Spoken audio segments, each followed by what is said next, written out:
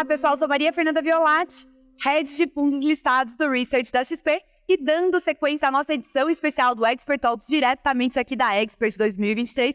Hoje eu tenho o prazer de receber aqui um papo com dois gestores de fundos imobiliários de logística, Rafael Fonseca, sócio e CFO da Bresco, e Felipe Sangalli, sócio e RI da Bresco, me desculpe. E ao meu lado, tenho aqui hoje, dividindo comigo a bancada, o Leandro Bezerra, coordenador de distribuição de fundos listados na XP. Olá, pessoal, um prazer recebê-los aqui. Olá, Marcelo, olá, Marcelo, prazer é nosso. Obrigado pelo convite. Obrigada. A gente vai falar hoje bastante sobre logística, mas antes da gente entrar nessa seara que tem bastante discussão aqui, eu queria entender um pouco da trajetória profissional de vocês e até onde os caminhos se cruzaram com a Bresco e também da trajetória da Bresco. Eu acho que ela tem pontos muito importantes que talvez façam com que o fundo, principalmente aqui a gente está falando de um fundo específico, o Bresco, tenha aí um diferencial perante diversos outros. Mas eu queria entender essa trajetória. Se você puder começar, Rafael. Obrigado novamente pelo convite, é um prazer estar aqui com vocês. Parabéns pelo evento espetacular. Bom, uma forma muito rápida, eu tenho mais de 25 anos de mercado e a trajetória está dividida na fase inicial em trabalhar no mercado financeiro no banco de investimento, depois eu fui para Private Equity e posteriormente me dediquei dentro de Private Equity no setor de Real Estate. Estou aí há mais de quase 15 anos focados aí em Real Estate e a Bresco, acho que a parte relevante dessa história, desse aprendizado todo nesse período. Bom, eu tenho uma trajetória um pouco mais curta, mais de 10 anos focado em Real Estate, sendo que mais de 80% disso na Bresco, mais de 8 anos como um dos sócios da Bresco, uma história que está só começando. Talvez seria bom se vocês pudessem falar um pouquinho também até da trajetória da Bresco, né? Como que ela começou e como que, eventualmente, a gente viu o fundo imobiliário se originar lá dentro também, né? Muito legal. A Bresco está completando 12 anos, esse ano agora em outubro, mas é uma equipe que já trabalha junto há quase 17 anos. A gente tinha outra empresa antes disso, inclusive sócios do Samzel, que resolveram fazer investimentos e em algum momento saíram do Brasil, a gente mudou para essa nova plataforma Bresco. Então é uma equipe que trabalha junto há muito tempo, focada no segmento logístico, então a expertise é muito longa. E hoje a gente tem, o nosso grande diferencial é realmente esse expertise logístico, toda a equipe de engenharia, arquitetura, administração do portfólio, muito focado no nosso segmento. Muito bom. E o fundo de vocês hoje, o Bresco Logístico, né, o BRCA11, é um fundo relativamente novo, né? Se pudesse contar um pouco de quando ele surgiu em bolsa, e acho que ele já passou até por diferentes ciclos aqui, né? Então eu gostaria de saber, né, se vocês pudessem compartilhar um pouco desde o surgimento até hoje, como é que foi, o que os cotistas tiveram aí de rentabilidade, e de toda essa evolução do trabalho que vocês fizeram, esse trabalho ativo que vocês fizeram com o fundo. Vou comentar, depois o Felipe complementa, mas a carteira hoje do Bresco Logística é reflexo do portfólio que a gente montou originalmente desde o início da Bresco para os nossos investidores originais, que é um grupo de investidores de famílias empresárias e investidores institucionais que queriam estar expostos a essa classe de ativos no Brasil. A gente foi montando um portfólio de altíssima qualidade. Em 2019, a gente resolveu fazer a listagem do produto, do fundo de renda, que é o Bresco Logística, e abriu ele para o mercado. Quer dizer, a gente não montou o produto especificamente para o mercado, era algo que a gente já tinha dentro de casa, mas a gente entendia que era importante para a competitividade do nosso produto e até para poder continuar crescendo, a gente ter essa abertura. Hoje, os investidores originais ainda participam em torno de 25% do fundo, um pouco menos, e mostra um pouco do nosso alinhamento, né? Que a gente está fazendo isso um fundo para o longo prazo, nós mesmos estamos muito expostos ao fundo, então a gente não vai fazer nenhuma loucura, somos muito conservadores na nossa gestão. Acho que é importante explicar, para quem não conhece, a estratégia da Bresco, os dois fundos que a gente tem.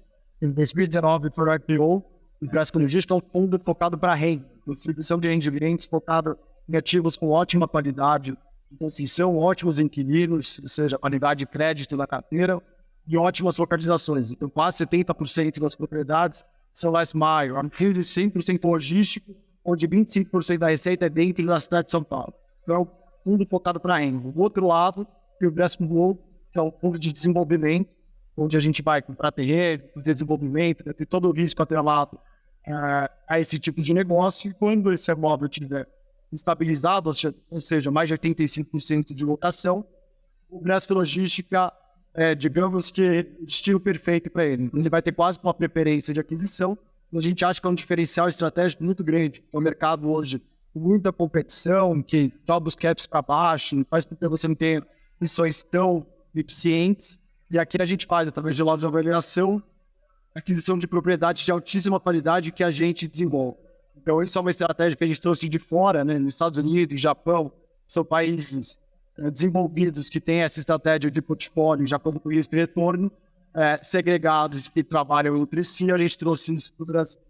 Muito bom. E agora, né, na verdade, aqui você comentou um pouquinho sobre esse panorama dos fundos que a casa tem, ou seja, a gente sabe que a classe dos fundos imobiliários ela é muito associada a um produto de renda, mas vocês explicaram aqui que vocês também têm o produto que é de growth, né, ou seja, para desenvolvimento.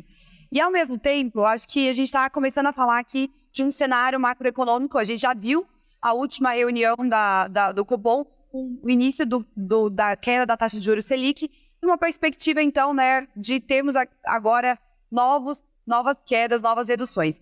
E eu queria entender um pouco, até antes da gente falar especificamente dentro da logística, que eu acho que a gente vai ter aqui um papo bem interessante, mas a visão de vocês para a classe dos fundos imobiliários como um todo, o que vocês têm traçado de perspectivas perante esse cenário macroeconômico, e até um pouco, né, fazendo até contrastes um pouco do que a gente passou nos últimos anos, e talvez o segmento de vocês foi o segmento que, dentro dos fundos de tijolos, sim, sofreu até menos do que outros segmentos num primeiro momento, né? Bacana, acho que é importante, acho que a classe de ativos, né, de real estate e fundos imobiliários, ela tem uma correlação inversamente proporcional com juros. Então, se você pegar todo o período de aumento de juros que a gente viveu desde março de 21 até recentemente, ele realmente foi muito prejudicial para o desempenho dos fundos, em geral, e do mercado. O que está acontecendo agora é que está tendo uma transição, uma mudança para um novo ciclo. É um ciclo de queda de juros, e certamente as reduções de juros que estão vindo pela frente vão ajudar bastante a valorizar as cotas dos fundos imobiliários em geral. A gente acha que, apesar do mercado todo se beneficiar, vão ter fundos que vão performar melhor do que outros. E a gente acho que é um exemplo disso. Mesmo nesse período de muito aperto monetário, né, desde o nosso IPO a gente performou mais de 60%, versus no mesmo período o CDI um pouco mais de 30%. E o setor, acho que nesse período todo, o IFIX foi 10% e o setor logístico próximo de 12%, alguma coisa assim. Então, acho que a gente mostrou que, quer dizer, ter uma carteira de qualidade, uma boa gestão, fazendo gestão ativa, você consegue, mesmo em períodos de aperto monetário, que são favoráveis a fundos imobiliários, conseguir uma performance diferenciada. E nesse novo ciclo, a gente espera também conseguir manter essa diferenciação em relação ao mercado. E com isso, acho que só para complementar, tem a questão, como a gente ainda está no patamar alto de juros, a gente começou até as quedas, precificação de risco ainda não está totalmente ajustado. Então, se a gente pegar historicamente o segmento logístico, ele está precificado em cerca de 2,4% acima da NTNB 2035. Hoje, essa diferença está em 3,1%. Ou seja, ainda tem um gap também para se ajustar. Conforme você tem custo de capital sendo modificado com a redução dos juros, se tende a voltar para a média histórica. Então, aí também tem mais um upside, além da queda de juros, com a antecipação correta de ativos, de valorização dos fundos imobiliários. Então, tem muito investidor que acha que já perdeu o bonde, né? Porque desde que começou, o mercado se antecipa, mas isso ainda tem uma tendência muito positiva nos próximos meses. Muito bom, ou seja, visão ainda de que tem espaço para valorização dessas cotas. Acho que todo cotista fica feliz, né, em ouvir. É uma preocupação recorrente, né? A gente recebe muitas dúvidas, né? Poxa, Leandro, né? Assessores no geral, clientes, poxa, será que a gente perdeu já o momento? E FIX subiu mais de 12% esse ano, que foi fortemente influenciado pelos fundos de tijolo, principalmente. E existe o desconforto. Poxa, será que eu estou chegando no final da festa? Será que eu não estou? Então, o que a gente passa aqui, eu acho que é legal até puxar o gancho para a pergunta, o Felipe comentou um pouco aí sobre precificação de spread de risco, né, sobre as NTNBs, mas também saber no comportamento patrimonial do fundo, se existe eventualmente oportunidades ou não olhando para frente, e para passar um pouco de conforto, né, aqui para quem está assistindo, se ele de fato não perdeu o momento de entrada aqui. A gente acha que não, acho que na verdade é um momento muito favorável, porque até pouco tempo atrás, quer dizer, ainda existia um ambiente de muita incerteza, né? E por mais que as cotas estavam depreciadas, era difícil muitos investidores querer bancar toda essa incerteza. Acho que hoje já está muito mais claro que a gente está entrando num período de redução de juros, né? Que o caminho é esse. E a gente acha que as cotas não reagiram ainda todo esse movimento, né? A nossa cota, por exemplo, a gente teve um aumento, a gente anunciou por uma série de iniciativas internas do fundo, de gestão ativa que a gente tem feito, um aumento de 40% na distribuição esse ano, e as cotas andaram 22%. Quer dizer, só pelo aumento da distribuição que a gente está anunciando, já deveria ter andado muito mais. E ainda tem todo esse efeito dos juros. Então, a gente acha que é um momento perfeito. A nossa cota agora, a mercado, está um pouco acima da patrimonial, mas está muito justo. Então, eu acho que qualquer novas oportunidades realmente vão ajudar a incrementar isso. É um momento bom de entrada. Né? O próprio valor patrimonial dos fundos tende a ter uma das ações positivas com a redução dos juros. Você tem lá a avaliação, que vão avaliar essas propriedades através do fluxo de caixa descontado. Você tende a ter uma compressão dos caps, taxas de desconto, então isso também demonstra o potencial que vai ser refletido em valor patrimonial nos próximos anos. E eu acho que a gente está só começando, né? Então, assim, a gente teve uma queda agora de 0,5, né, pontos percentuais, ou seja, tem ainda um caminho grande. A gente está falando de uma taxa de juros que está 13,25% ao ano, ou seja, a gente vai travar valor aí ao longo, né, dessa redução aí mais para frente. Bom, eu acho que... Posso só puxar um gancho? Que foi um negócio bacana que o Rafael comentou aqui. E a pessoa, muitas vezes, o investidor que compra fundo imobiliário, ele fica olhando só ali o preço de tela, né? Aí lá, R$3 já tem uma dor ali, falando, pô, tô perdendo dinheiro. As pessoas esquecem que são investimentos de longo prazo. E esquecem principalmente que ele está investindo num produto de renda. A grande preocupação do investidor aqui do Presco, aqui, do BRCO11, por exemplo, é da capacidade de você entregar ano a ano cada vez dividendos maiores, né? Reajustado à inflação ou até acima da inflação.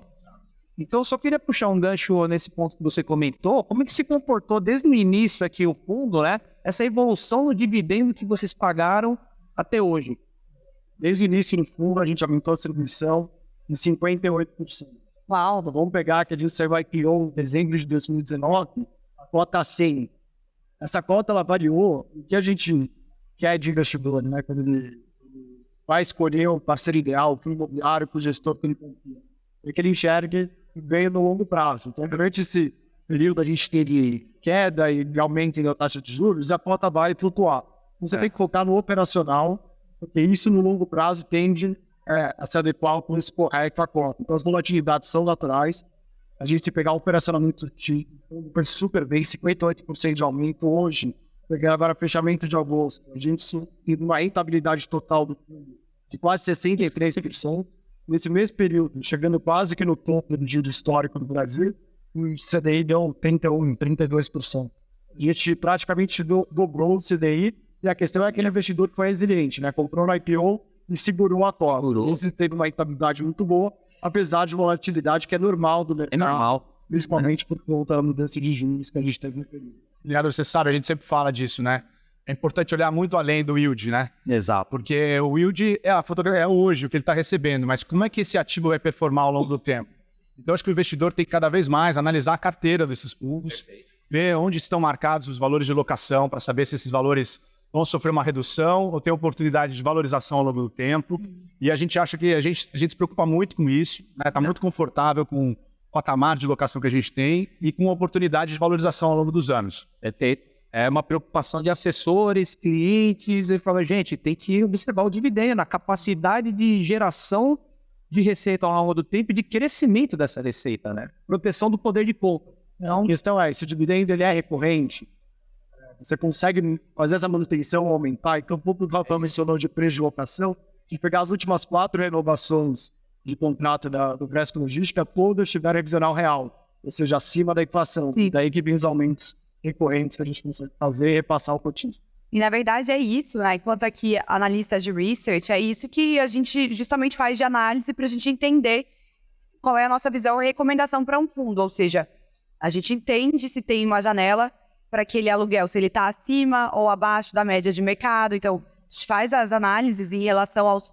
pares de imóveis das regiões entende, tem essas janelas, tem essa capacidade, cria a nossa visão em relação ao mercado para entender qual é realmente esse portfólio como um todo, qual é a capacidade dele em ter no futuro um upside, né? Então, um incremento desses aluguéis, ou seja, isso gera valor, isso volta em uma forma de valorização das cotas do próprio cotista, mas lembrando também que é super importante, tá? A gente olhar a qualidade desse imóvel, o dividendo, o investidor, a pessoa física, afinal, às vezes está pagando um dividendo um pouquinho maior, um outro agora, mas a perspectiva futura não é tão favorável. Então, a gente tem que se atentar justamente à perspectiva futura.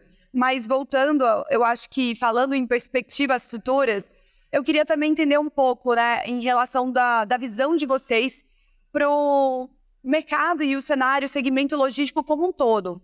Porque, num primeiro momento, a gente foi surpreendido pela pandemia, e no primeiro momento, na pandemia, a gente teve uma mudança significativa de comportamento de consumo, ou seja, o e-commerce e as varejistas cresceram de uma maneira expressiva, ocupando e sendo aí as maiores tomadoras de espaços dos condomínios e dos galpões logísticos. E logo em seguida, a gente viu, né, que esse ritmo ele tomou um pouco menos de velocidade e a gente viu, né, esse ano muito marcado por acontecimentos com as varejistas, né, e isso teve, sem dúvida alguma, algum impacto até nas novas ocupações de condomínios, de novos espaços. E eu queria entender um pouco do que está traçado para a classe, para o segmento de logístico daqui para frente, qual é a visão de vocês? A gente sabe que é um segmento que apresentou ter até maior resiliência num primeiro momento ali, então, perante os fundos de tijolos como um todo, a gente viu até um espaço, uma janela, durante o período de pandemia, favorável para essa classe, mas que logo em seguida também foi penalizada, até, né, negociou aí com descontos expressivos e também passou por um momento delicado, dado, né, cenário macroeconômico. E aí agora, olhando daqui para frente, diversas regiões têm patamares de taxas de vacância bem baixos, mas o que está planejado em termos de novos estoques a serem entregues? O que está planejado em termos de dinâmica de mercado? Vocês esperam, talvez, um comportamento de mercado no sentido de termos algo em relação a essas empresas de e-commerce ou essas empresas varejistas? O que é a visão de vocês hoje para o segmento como um todo? E aí depois a gente pode entrar até nas localizações, nas regiões, né? Exato, legal. Eu acho que primeiro uma visão mais de longo prazo, a gente acredita muito no setor logístico. Acho que o e-commerce é o grande driver de demanda. Por décadas aí a gente ainda tem uma penetração de e-commerce no Brasil muito baixa. O e-commerce é um forte demandante de áreas, demanda muito mais áreas de armazenagem do que o varejista tradicional com o mesmo nível de faturamento. Então, só o aumento da penetração do e-commerce vai fazer com que aumente muito a demanda de galpões logísticos nos próximos anos. A gente também sabe que o Brasil ainda tem um estoque de qualidade relativamente baixo, comparando com outras economias. Então, todo esse crescimento ele vai vir através de estoque de qualidade, que é onde a gente está focado, né? Em fazer produtos de alta qualidade, produtos AAA. Então, a gente acredita muito no potencial de desenvolvimento do mercado. Mas, assim, o mercado ele é regional, a gente tem que analisar cada região e cada praça de forma independente, porque tem um ritmo de oferta e demanda também específico de cada região. E também no curto prazo, é o que você falou, o e-commerce cresceu muito por conta do forte crescimento da pandemia. Depois esse crescimento desacelerou e o poder de consumo da população diminuiu muito. Então esses players de e-commerce que são listados em bolsa foram forçados a tomar atitudes para trazer resultados no trimestre, muito rapidamente. E é o que a gente está vendo, eles estão diminuindo algumas áreas que eles conseguem diminuir para se adequar ao momento. E depois que esse ajuste for feito, certamente eles vão voltar a demandar novas áreas. A gente começa a já ter conversas com os grandes players, buscando novas áreas para o ano que vem. Então, eu acho que os últimos 2 anos foram de ajustes, que a gente chama de dores do crescimento, né? E agora, provavelmente, ano que vem, a gente volta a ter uma agenda muito mais positiva de novas demandas. A gente está super confiante. Algumas regiões não vão se favorecer tanto quanto outras. Por exemplo, Cajamar, que sempre foi considerado um mercado premium no Brasil, é um mercado que chamou muita atenção de novos investidores no início da pandemia, que gerou muito estoque novo, está sendo entregue agora, e as empresas que ocupam a região estão começando a querer sair de Cajamar. Porque Cajamar está muito, muito saturado. Mão de obra é difícil, energia é difícil, o trânsito é difícil. Então, e também elas estão querendo mudar a malha logística para ter um pouco mais de estoque próximo dos grandes centros, né? E de repente o restante do estoque, em vez de estar ali a 35 quilômetros de São Paulo, pode estar mais afastado, tendo um custo mais atrativo. Então, eu acho que a malha logística do Brasil ainda tem muito para evoluir e isso certamente vai gerar demanda para a gente. E muitas dúvidas também com relação à reforma tributária, né? Que a reforma tributária pode impactar dentro do segmento logístico, né? Existem áreas aí incentivadas que têm benefícios tributários. Então, acho que um pouco da visão de vocês, o que vocês pensam aqui, né? Que é difícil falar com toda certeza, porque ainda a gente não tem projeto aprovado e isso pode sofrer modificações. Eu acho que a ideia por trás da reforma tributária é acabar com a guerra entre os estados. Você ter a diferença de alíquotas. Isso seria fantástico, não só para o segmento logístico, como para a economia brasileira como um todo. Você passa a focar no que realmente importa, que é a eficiência da malha logística, reduzindo custos, ao invés de estar posicionado, por exemplo, no Porto em GX em extrema, porque você tem um imposto mais vantagem fiscal no estado de Minas Gerais para entregar no estado de São Paulo, por exemplo. Então, a partir do momento que você tiver a readequação à malha logística, isso tende a ser muito positivo, principalmente para portfólios bem localizados. Então, sempre o foco da Bresco foi na malha logística. Então, está bem localizado, em mercados com alta barreira de entrada, próximos dos grandes centros de consumo. E a tendência com isso é justamente que essas localizações que já são as melhores localizações em termos de eficiência se tornem ainda mais importantes em questões estratégicas para os nossos inquilinos. Para dar um exemplo, desculpa, mas recentemente a gente estava com uma empresa, né, um potencial cliente nosso, e ele estava contando como é que funciona a logística dele. Ele produz em Anápolis. Depois que esse produto está pronto, ele leva o produto para Espírito Santo. Aí ele fica no Espírito Santo. Aí a hora que tem pedido, o Espírito Santo volta para Anápolis e ele distribui para o resto do Brasil. Por conta do benefício fiscal que ele tem, diferença de alíquota, se o produto sair do Espírito Santo. Então, olha o custo logístico que ele tá aceitando por conta do benefício fiscal que ele tem. Uma vez que você não tem benefício fiscal, a malha logística dele vai mudar. Então, não é nem não ter. Se diminuir um pouco essa guerra fiscal com a reforma, o efeito em demanda, nova demanda para o setor, eu acho que é muito forte. Obviamente, a gente vai ter um período de transição, a gente não sabe quão rápido isso vai acontecer, mas o mercado antecipa, isso tende a acontecer, não faz sentido existir esse tipo de distorção que tem no mercado hoje. E até pensando, eu acho que você falou pontos importantes, Felipe. Você comentou sobre estar localizado próximo aos principais centros consumidores. Então, a gente sabe que isso já é uma característica de vocês e né, dos fundos que vocês têm, mas pensando agora no âmbito, né, do gestor, enquanto alocador, foi interessante porque a maior parte dos gestores, quando a gente conversa, falam, talvez até pouco tempo atrás, tinham bastante preferência pela região ali de Extrema, enfim, o mercado como um todo utiliza essa região de uma maneira muito positiva. E eu queria entender um pouco onde que então os olhares de vocês estão mais voltados, no sentido de serem novas regiões que possam ter esse potencial de atender os maiores centros consumidores e também de talvez serem regiões a serem fomentadas, que vocês entendem que estão, né, atendem a esses inquilinos sem que ele tenha esse custo logístico tão elevado, né? Porque isso tem que ser levado em consideração. Rafael falou um ponto importantíssimo, porque na ótica do inquilino, a gente não está... Né, ele não está olhando simplesmente a localização por si só, ele faz um custo do transporte, o custo da ocupação, tudo isso ele leva em consideração, né? O pedágio, entre outras questões. Então, o que hoje está no radar da Bresco enquanto regiões potenciais até de terem maior fomento e potencial desenvolvimento? Isso é super importante, uma equipe de gestão experiente para fazer essa leitura, não só do ciclo imobiliário, mas do ciclo econômico. Então, no momento onde, como o Rafael mencionou, a gente tem uma desaceleração desse crescimento de e-commerce, a gente está vendo que as maiores demandas têm vindo principalmente de operadores logísticos, que são os inquilinos mais tradicionais desse tipo de ocupação. Então, nesse momento, é um momento mais defensivo, onde você vai estar posicionado mais próximo dos grandes centros de consumo, principalmente de Sudeste, São Paulo, são as regiões onde se tem a maior tendência econômica, tende a passar por esse momento de uma maneira mais resiliente.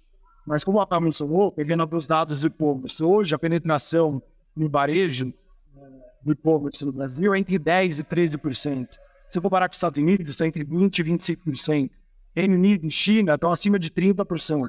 Isso é uma tendência que deve acontecer, e não sabe quão rápido no Brasil. Então, a tendência de crescimento do e-commerce continua positivo, principalmente com a queda de juros. É um setor que é muito afetado pelos juros, e quando tiver a volta do crescimento do e-commerce, isso tende a puxar uma maior capilaridade na malha logística brasileira, porque e-commerce, os diferenciais é fazer entrega rápida da mercadoria. E por isso você tem que estar próximo de todos os centros de consumo no Brasil. Então isso acaba puxando muito crescimento no Nordeste, região Norte, em regiões não tão óbvias alguns anos atrás. Então isso tende a voltar. É muito fazer a leitura do momento ideal para isso que deve acontecer nos próximos anos. Mafê, mas eu acho que é importante. Primeiro, né, com toda essa questão do e-commerce, ficou claro para a gente, não adianta olhar só São Paulo, Campinas, né, que acho que é um mercado todo mundo olha, né? A gente ampliou bastante a nossa rede de originação para todas as grandes cidades, porque as empresas vão precisar, ao longo do tempo, de ter uma boa infraestrutura próximo dos grandes centros de consumo.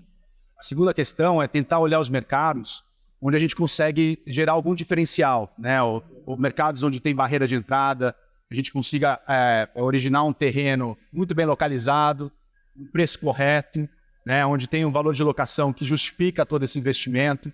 Então tem uma série de coisas que a gente tem que olhar que é realmente micro-regional. Por exemplo, São Paulo, que é uma praça que a gente já há muito tempo olha e vai atrás e prospecta, a gente acha que recentemente começou a ficar super valorizado os terrenos. E hoje, para você fazer, é um mercado com extrema barreira de entrada altíssima. Agora, para você fazer novos terrenos, o valor de locação tem que ser muito mais alto do que é praticado hoje. Então tem um risco muito grande nesse momento, que a gente não quer expor aos nossos cotistas. Então, a gente começa a procurar praças onde tem uma relação de preço e valor para entrar e montar essa infraestrutura muito atrativa para o investidor. Tem que olhar muito esses detalhes também. E vou puxar o gancho até que você comentou, né? Capacidade aí de expansão.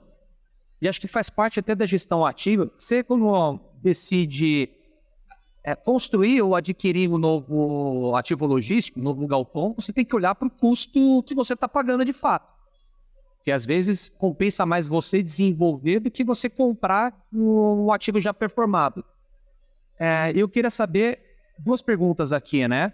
Se dentro do portfólio hoje do fundo existe essa capacidade de expansão, de crescimento de área bruta locável, e se vocês têm visto que hoje em dia se compensa mais vocês construírem ou vocês adquirirem a mercado.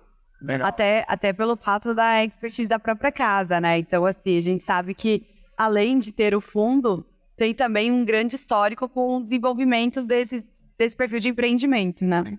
É muito legal, a pergunta é importantíssima e não é fácil, tá?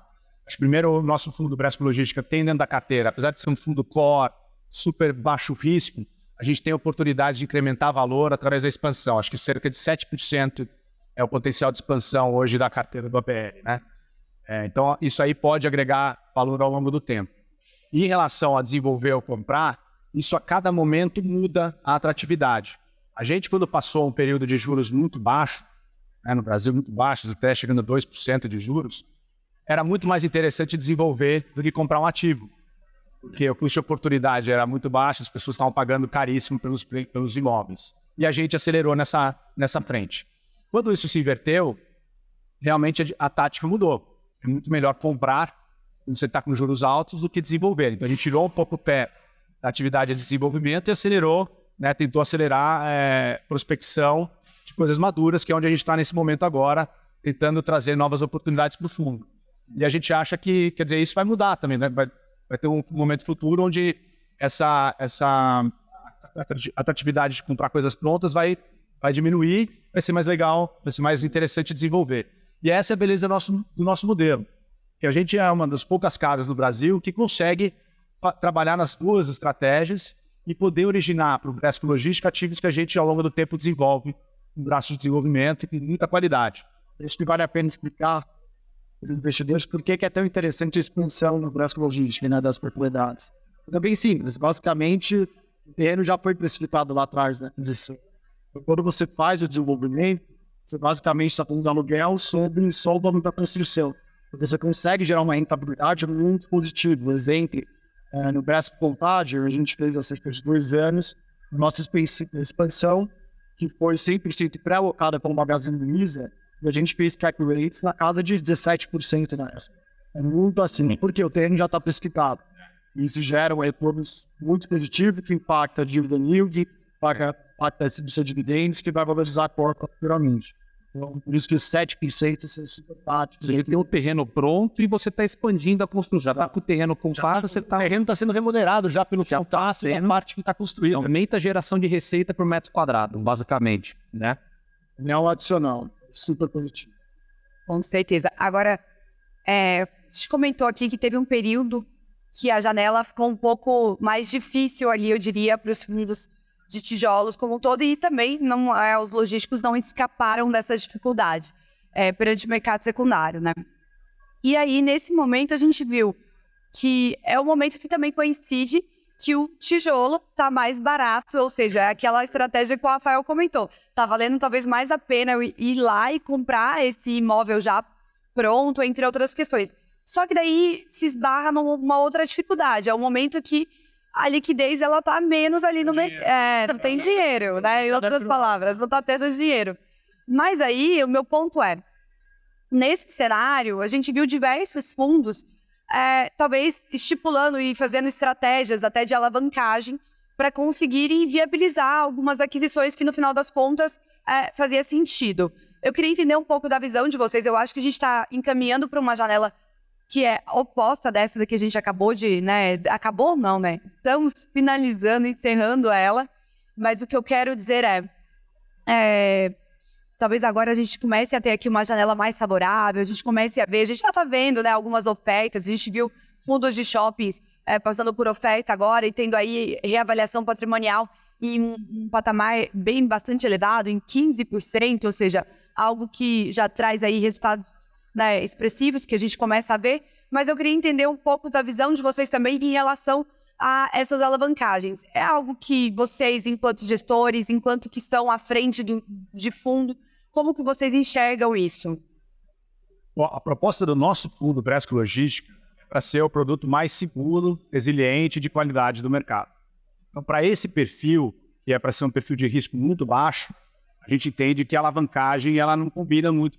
A gente pode até fazer um caso ou outro, mas são exposições muito pequenas, equacionadas com os próprios contratos que a gente tem. A gente tem uma operação só dessa, mas que foi feita, inclusive, no momento onde não tinha mercado de capitais para a gente fazer uma emissão e trazer dinheiro para uma reforma, uma expansão num dos imóveis. Mas é bem pequeno, são 25 milhões, né, dentro de todo o patrimônio de mais de 1,7 bilhão. Então a gente acha que não comporta. Existem outros produtos que comportam mais a questão de alavancagem, mas é importante aí o investidor entender muito bem os riscos que ele vai estar correndo. Porque a alavancagem traz risco. Não está trazendo risco, ele deveria ter uma expectativa de retorno maior.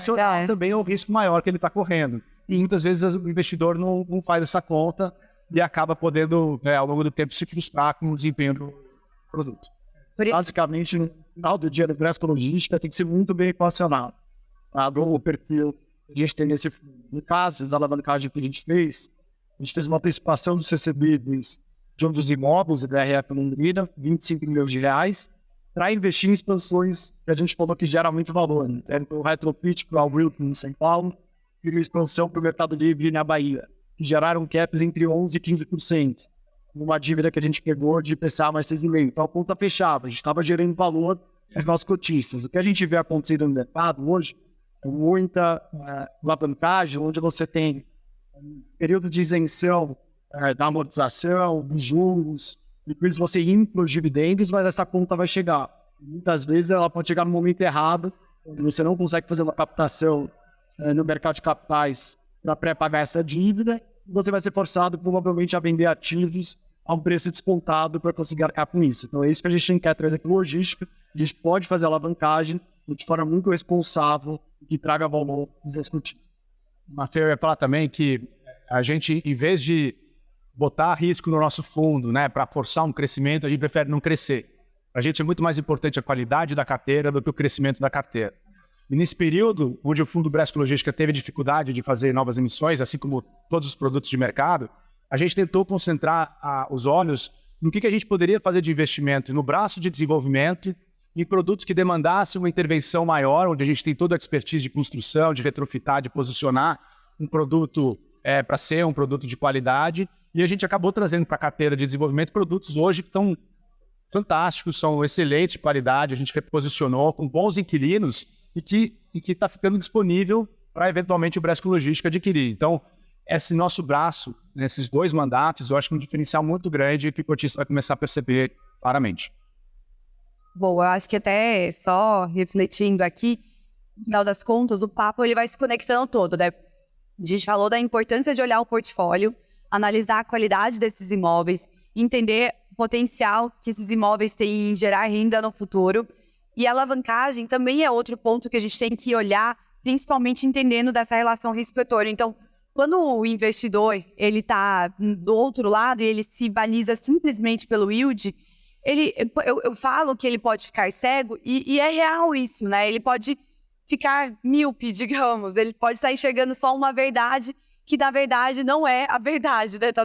Tô até sendo controvérsia aqui, mas ele pode estar enxergando só um ponto que não traz exatamente a clareza do que é esse portfólio, qual é esse risco, do que é essa estratégia, né? E tem um outro ponto importante também ser considerado, que é o modelo de contrato estabelecido com os locatários, né? Então, também existe gestão ativa no modelo contratual que você escolhe, né? Atípico, típico, e existem dúvidas até de investidores. Qual que é a diferença entre os 2 modelos de contrato e por que eventualmente, um seja melhor do que o outro? Eu sei que não tem um melhor do que o outro, né?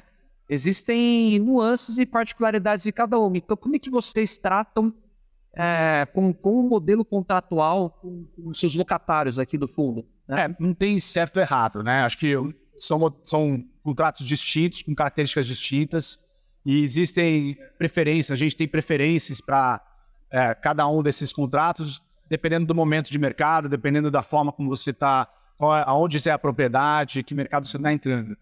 Agora, uma coisa importante para falar é o seguinte: para você fazer um contrato atípico, você tem que ter uma condição específica de estar fazendo um investimento relevante no imóvel que justifique a tipicidade.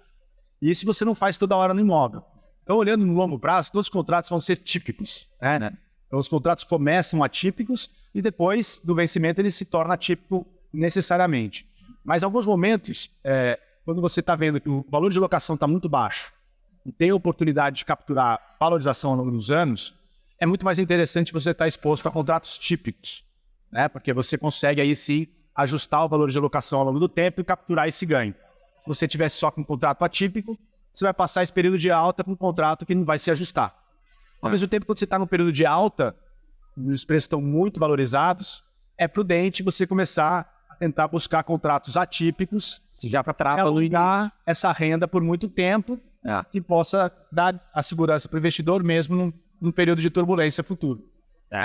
Então, acho que tem que ser a cada momento de mercado, e eu acho que hoje os preços já ainda estão muito depreciados. Os preços, há muito tempo, eles não se valorizam. A gente vê em Cajamar preços sendo praticados no patamar que eles eram praticados há 14, 15 anos atrás. A gente viu R$20 por metro quadrado em Cajamar há 15 anos atrás. Existe contrato hoje a R$20 em Cajamar por metro quadrado. Então, a gente acredita que tem um potencial de valorização ainda muito grande para vir, e quem estiver exposto a contrato típico nesses mercados favoráveis, acho que vai capturar mais ganhos do que os outros. Só para quem não conhece, acho que eu vou legal faz. A diferença do contrato atípico, basicamente, é que se você tiver uma saída antes do vencimento do contrato, o inquilino tem que pagar todo o valor do prazo remanescente. Você traz essa proteção durante o período que você firmou lá inicialmente no contrato. E o contrato típico tem as revisionais, que é a oportunidade de aumentar o valor do aluguel até acima da inflação, né? De que essas são as diferenças principais aqui. Típico, você já pode ter uma revisão. Perfeito. Tanto para cima quanto para baixo, é a questão de leitura do gestor no momento de mercado. Que o Rafael comentou aqui, né? Perfeito. E tem muita questão de analisar cada região, as micro-regiões e dinâmica de mercado. E é só importante lembrar também que o segmento ele é muito conhecido como um segmento resiliente, justamente porque ele tem essa vertente de ter esse uso de contrato mais longo, e por isso, e até em momentos que talvez sejam esses mais desafiadores, né, em termos de preço e tudo, ele garante ali essa receita, essa renda mensal em patamares que, se o gestor fizer uma boa gestão, ele vai, com certeza, manter aí e fazer essa leitura, como você mesmo disse, né? A leitura desse momento do mercado é importantíssima. Então, o time de gestão aqui tem um peso grande para justamente alocar esse portfólio e também esses inquilinos de maneira sábia e assertiva. E falando até de portfólio, eu acho que existe um outro ponto, né? A gente falou aqui bastante sobre aquisição, desenvolvimento dos ativos. Então, além de comprar e desenvolver ativos, também tem uma expertise muito grande do gestor em entender, talvez, quando é o momento de reciclar um portfólio, de vender um ativo, né? Porque a venda também gera ganhos e gera uma receita e pode gerar esse lucro, que inclusive o fundo distribuiu um lucro aí, teve uma distribuição recente. Mas eu queria entender um pouco qual é a visão de vocês e quando é o momento de reciclar um portfólio, um imóvel, como vocês entendem que faz sentido vender esse imóvel. É claro que o princípio básico é gerar esse lucro, né? A gente tem essa expectativa aqui, mas eu queria entender também, além do fato, né, de vender acima do que foi comprado e gerar, né, um retorno ali para o cotista também, o que leva vocês, talvez, a ter essa orientação de uma venda? De uma forma bem simples, normalmente a gente deveria ter muito mais motivação para reciclar o portfólio na alta de mercado. Você vende quando está caro, compra quando está barato, né? A gente, apesar de estar num momento de relativa baixa do mercado, né, por conta de todo esse cenário econômico que a gente viveu nos últimos anos, a gente acabou fazendo a reciclagem de um dos ativos do portfólio, porque justamente a gente recebeu, de forma inesperada, uma proposta de aquisição que precificava o imóvel como se a gente tivesse em alta de mercado. Um preço de imóveis que a gente não está vivendo hoje. Quer dizer, a gente vendeu um imóvel em São Paulo por R$6 mil o metro quadrado. É um valor por metro quadrado que nunca se viu no nosso mercado. Então, ele realmente foi um interessado que conseguiu oferecer para a gente o que provavelmente o mercado não ofereceria mesmo se a gente estivesse na alta do mercado. Então, a gente falou, não tem como fugir disso. Mas, em maneiras gerais, não é o momento para a gente se desfazer. A gente acha que o mercado tem muito para valorizar nos próximos anos e não é o momento mais atrativo. Mas surgindo coisas, né, distorcidas que a gente acha que fazem sentido a gente capturar, a gente vai perseguir isso. Basicamente, a valores de mercado, a gente tinha a atualização do Bradesco São Paulo, próximo de 7% da conta que você faz quanto eu consigo gerar com esse imóvel em uma nova locação. Esse imóvel está vazio, porque a gente não ia conseguir rentabilizar o nível de preço que a gente teve essa taxa. Então, a gente gerou muito valor, e você consegue, com esse capital que entra da base de custo, investir em gerar caps mais atrativos e com essa reciclagem, e gerando um ganho, uma diferença do spread entre o que você vendeu e o que você vai comprar. Comprando a caps acima, o que você vendeu, você vai gerar um retorno positivo com o cotista. Então, basicamente, essa conta no final do dia. E só os números acrescentados, R$6 mil o metro quadrado, a gente está corrigindo o CDI. Vai bater mais de R$7.200 o metro quadrado. Venda parcelada? Venda parcelada por 4 anos com correção para o CDI. Então, tem um impacto muito positivo na distribuição do fundo ao longo dos próximos 4 anos. Acho que tem uma confusão aqui, né, do conceito de cap rate. Muita gente pergunta, né? A gente fala cap rate é algo usual aqui quando a gente lê aqui materiais publicitários de oferta ou lê relatórios gerenciais de fundo. Então, o que é a métrica do cap rate? E, para fundo aqui de tijolo, por que ela é importante, né? E até puxando um outro gancho, o que vocês têm visto de cap hoje no mercado logístico, né? Essa pergunta aí... Tá deixando eles em saia justa. Mas é boa pergunta, excelente. Nossa intenção é isso, né? Pergunta difícil aqui. De uma forma simples, cap rate é a medida de receita do imóvel dividido pelo o valor do imóvel, o investimento que você está fazendo nesse imóvel. Existem várias formas de calcular cap rate, mas no nosso mercado de galpões, todo mundo calcula de uma forma muito parecida, porque a receita já vem líquida dos custos de contratos de seguros, IPTU, condomínio, então é muito tranquilo. Talvez em shopping center o pessoal fala de NOI cap rate, porque em shopping center você tem esses custos sendo abatidos da receita, mas no final Receita menos despesa que vocês pegam e dividido... Despesa referente à alocação imobiliária, né? No nosso mercado a gente fala que é triple net, né? Esses custos que o shopping center paga, na verdade, está pagando são os inquilinos, no caso do galpão. Então é a receita de locação dividido pelo valor do imóvel, o investimento que você está fazendo no imóvel. E é importante isso porque essa é a referência, a partir daí é que você consegue gerar resultados, lucro caixa e poder distribuir para os investidores. Obviamente que existem algumas despesas do fundo que são deduzidas desse cap na carteira, mas obviamente quanto maior o cap rate você originar, melhor é a tua capacidade de distribuir yield no final da história. Só para ficar simplista de novo, você não pode só olhar o cap rate. O cap rate está em cima de qual valor de alocação? Exato. Qual é o potencial de valorização dessa alocação? Está marcado no mercado? Está acima? Embaixo? Então, a análise parece simples, mas a visão do gestor, do ciclo imobiliário, faz muita diferença no potencial que você pode ter em relação a esse cap rate no futuro. Mas no final do dia, você vai procurar comprar o cap rate mais alto e vender no mais baixo. Esse risco de identificação de risco, envolvido, de qualidade. E às vezes faz sentido você comprar um imóvel com cap rate relativamente apertado e você está vendo um potencial de valorização da locação. Você compra hoje um cap rate que a turma fala, puta, mas não está apertado esse cap. Mas daqui a algum tempo você vai aumentar a locação e esse cap vai...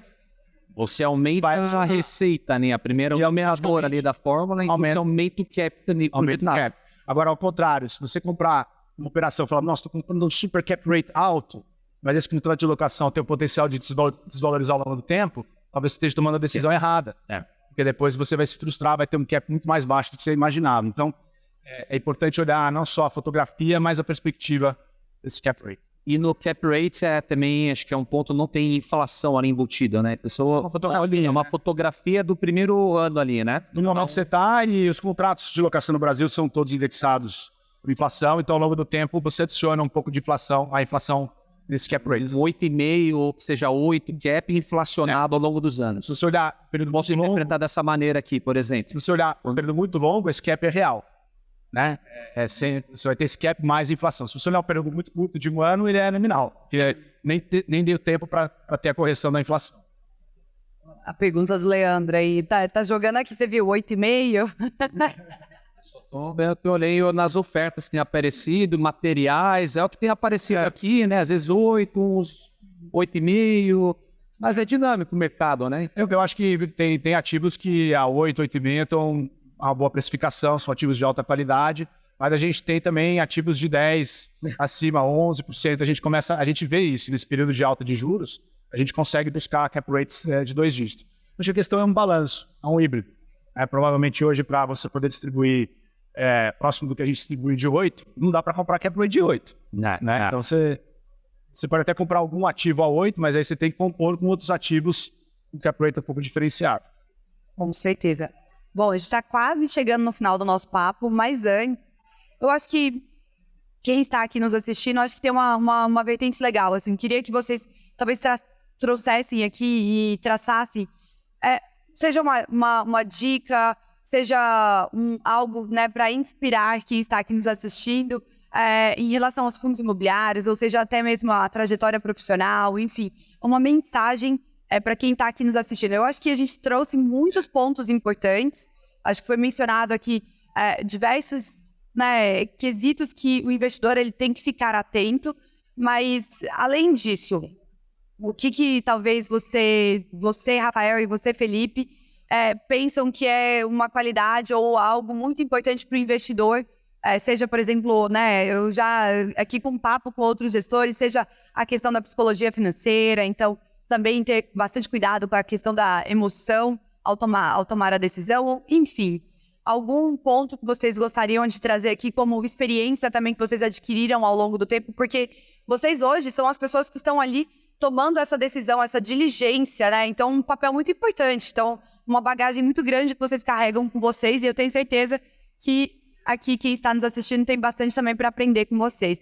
Tem exemplo fácil, o investidor, pessoa física, quando ele compra um imóvel, provavelmente no período de baixa, no mercado como ele sentir que teve uma desvalorização temporária do imóvel dele, ele não vai fazer a venda do imóvel, vai esperar um momento mais propício, obviamente tem liquidez, tudo mais do que é necessário, enquanto muitas vezes no mercado público de fundos imobiliários, se você tem uma maior volatilidade, a gente vê que o preço de tela caiu, já gera um desconforto, um desespero e acaba vendendo no momento errado.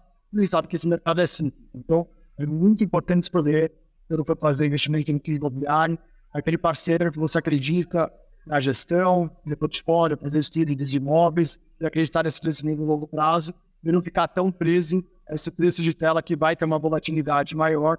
A gente sabe que isso é assim. Então, é muito esse exemplo do imóvel, a física, né, da fundo imobiliário que você faria em cada um dos momentos. Muito importante. Acho que é importante vocês que, né, estão sempre ofertando e montando carteiras dos clientes. Acho que o real estate tem um papel importante dentro de uma carteira de investimento, mas você não pode colocar todos os seus ovos em uma cesta só. Então, ele é parte de uma carteira de investimento. Ele tem um perfil que tem um pouco menos de correlação com os demais classes de ativos, então ele ajuda bastante. E é um investimento de longo prazo. Eu acho que são poucos os momentos onde investir em real estate pode ser uma estratégia bacana de curto prazo, de capturar um ganho imediatista, de entrar numa emissão para flipar de sequência.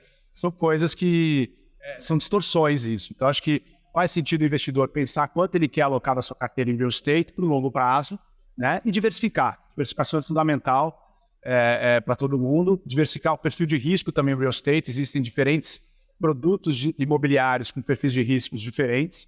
E para isso, né, para também desenvolver carreira no mercado financeiro, é importante adquirir conhecimento. Precisa conhecer muito bem o que você está investindo, as casas de gestão, como é que funciona, e a gente está super aberto a bater esse papo com os clientes de vocês. E relatórios gerenciais também. Os relatórios, né? Escutem as nossas... Dá trabalho vocês fazerem relatórios, toma tempo. Então, hoje você pode bresknologistica.com.br, mandar as perguntas, a gente responde todos os investidores. Por mais que a gente tenha 114 mil investidores hoje, a gente responde todos os investidores. Então, é isso, questionar, estudar o portfólio e ter essa estratégia no...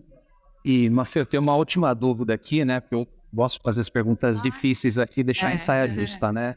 A gente vai ter surpresa aí, uma nova oferta em breve ou não? Tem uma perspectiva nesse sentido? Os mais ansiosos aqui, né? Legal. A gente está estudando, acho que é um momento positivo para diversos stakeholders, eu diria, para quem está no fundo hoje, para quem não está, de tentar capturar esse momento e fazer o fundo ter um desempenho diferenciado a partir de uma emissão. Vamos ver se a gente consegue amadurecer essa ideia no futuro próximo.